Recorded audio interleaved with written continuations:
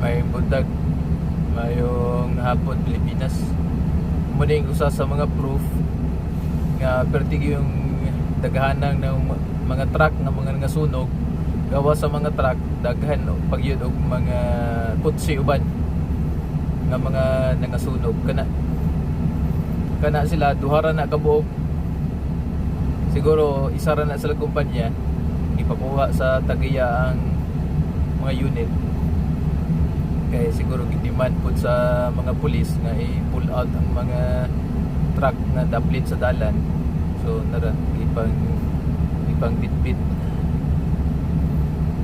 kanang isa kanang primero kung di ko masayop murag ko na sa nga unit Hyundai Accent o ang kanang nasa anuhan murag Volvo na nga old model.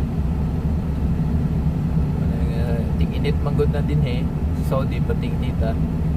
So mo na yung resulta pating naghana sa mga nangasunog og napag-iuban nga mga kutsi nga naradaplin sa dalan wala na ginapanguha sunog. Wala amping-amping ng tanan.